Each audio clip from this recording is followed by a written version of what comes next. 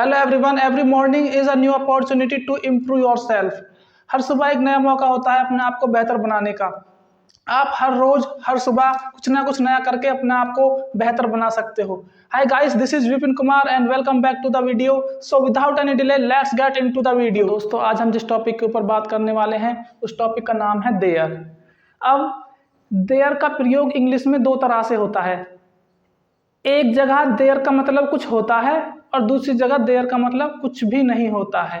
तो पहले जहां पर देयर का मतलब होता है तो देयर का मतलब वहां होता है, वहां यानी कि प्लेस। जब भी हम प्लेस के बारे में बात करते हैं, किसी प्लेस के बारे में, मैंने आपसे कहा वहां जाइए, तो मैं आपसे कहूंगा गो देयर, वहां जाइए, गो देयर, वहां जाइए। मैंने आपसे कहा वह वहां गया, ही वेंट मीन्स गया, ही वेंट देयर, वह वहां गया। तो सीधी सी बात है कि पहले तो हम जब हम देयर का यूज करते हैं तो हम प्लेस के लिए करते हैं, वहां के लिए करते हैं। तो पहला यूज तो देयर का ये है। अब देयर के दूसरे यूज के बारे में बात करते हैं। ध्यान से सुनिए आप लोग। पहली बात तो ये देयर एक प्रोनाउन है। सबसे पहली बात, ये एक प्रोनाउन होता है, ओके। दूसरी बात, यह एक इंट्रोडक्टरी सब्जेक्ट होता है। इंट्रोडक्टरी सब्जेक्ट किसे कहते हैं हम? जब भी किसी सेंटेंस में कोई सब्जेक्ट ना हो या फिर कोई ऑब्जेक्ट ना हो, उस सेंटेंस में देयर का प्रयोग करते हैं सब्जेक्ट के तौर पर, सेंटेंस को शुरू करने के लिए। क्योंकि उस सेंटेंस में सब्जेक्ट नहीं है तो सेंटेंस को शुरू करने के लिए कुछ तो चाहिए, तो इसलिए हम सपोर्ट के लिए, उस सेंटेंस के सपोर्ट के लिए हम देयर का यूज करते हैं। ये सपोर्टर होता है, सपोर्ट करने के लिए, ठीक है, देयर का हम प्रयोग करते हैं।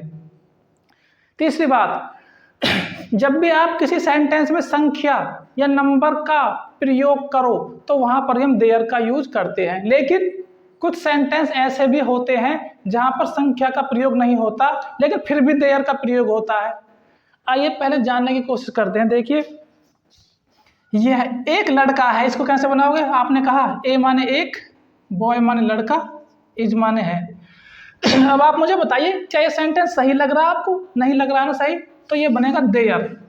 तो इस तरह से बनेगा, देयर से बनेगा, देयर इज अ बॉय, एक लड़का है। इसमें संख्या आ रही है, एक लड़का है, ठीक है, एक लड़का है, इसमें संख्या आ रही है, इसमें सब्जेक्ट भी नहीं है। यहाँ पर मैंने लिखा है इस कमरे में 10 विद्यार्थी हैं। आप पहले इसको बनाइए, 10 विद्यार्थी हैं, कमरे को हम बाद में देखते हैं। 10 विद्यार्थी हैं कैसे बनेगा? आपने कहा 10 स्टूडेंट्स, STUDENTS, 10 स्टूडेंट्स आर। क्या ये सही है? गलत है। तो ये बनेगा देयर से बनेगा, there are 10 students in this room, ये बाद में लग जाएगा, इन दिस रूम। तो इस कमरे में 10 विद्यार्थी हैं।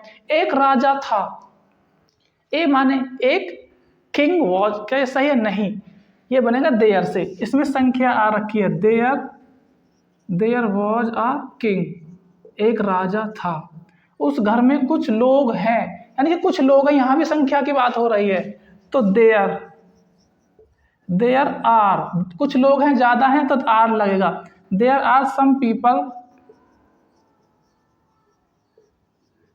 इन दैट हाउस, उस घर में कुछ लोग हैं।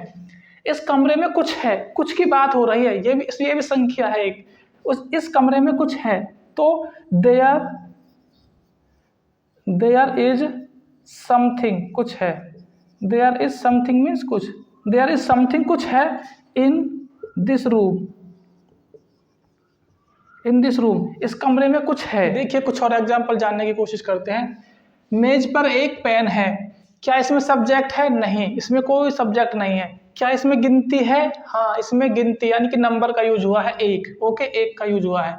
तो ये देयर से बनेगा। देखिए, आप सब्जेक्ट नहीं, सब्जेक्ट क्या लगाओगे? कुछ नहीं लगाओगे, तो इसका मतलब देयर। जब जहाँ सब्जेक्ट कुछ नहीं होता वहाँ हम देयर का यूज करते हैं। There is a pen on the table, on the table, मेज पर, ओके। आसमान में बहुत सारे तारे हैं। क्या इसमें सब्जेक्ट है? नहीं, गिनती, संख्या यूज हो रही है इसमें। हाँ जी, संख्या यूज हो रही है इसमें। देखिए, आसमान में बहुत से तारे हैं। देयर से बनेगा there are many stars, there are many stars in the sky, आसमान में। कमरे में बहुत शोर है, कमरे में बहुत शोर है। यहाँ पर उस तरह की संख्या की बात नहीं हो रही, लेकिन किसी चीज के बारे किसी उसके बारे में बात हो रही है कि शोर है, मतलब कुछ तो है, भले ही संख्या नहीं लेकिन कुछ चीज है कहीं पे। तो यहाँ पर इसमें सब्जेक्ट नहीं है। तो देखिए there is lot of noise, कमरे में बहुत शोर है। There is lot of noise in the room, कमरे में बहुत शोर है। कल मीटिंग है, इसमें भी हमारा सब्जेक्ट नहीं है, तो देयर से बनेगा देयर, कल की बात चल रही है तो विल लग जाएगा। There will be meeting, there will be meeting tomorrow, there will be meeting tomorrow.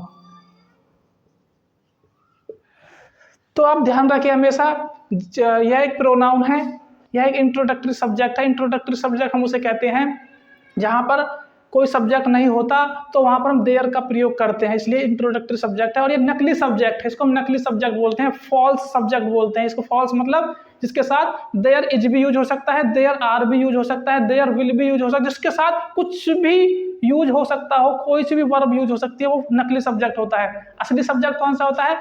जैसे कि ही के साथ हमेशा इज यूज होगा, वॉज यूज होगा, ये असली सब्जेक्ट है। ही के साथ आर यूज नहीं होगा। वी के साथ हमेशा आर यूज होगा, इज यूज नहीं होगा, इसलिए असली सब्जेक्ट है। उसके बाद जिन भी सेंटेंस में हम संख्या का प्रयोग करते हैं वहां पर हम देयर का प्रयोग करते हैं, देयर का यूज करते हैं। इस मार्कर में इंक है तो हम बोलेंगे, इसमें देखो सब्जेक्ट यूज नहीं किया हमने, तो there is ink in this marker, इस मार्कर में। हमारे गांव में एक तालाब है तो there is a pond in our village. शहर में 10 बस हैं तो there are 10 buses in the city. तो इस तरह से हम देयर का प्रयोग करते हैं।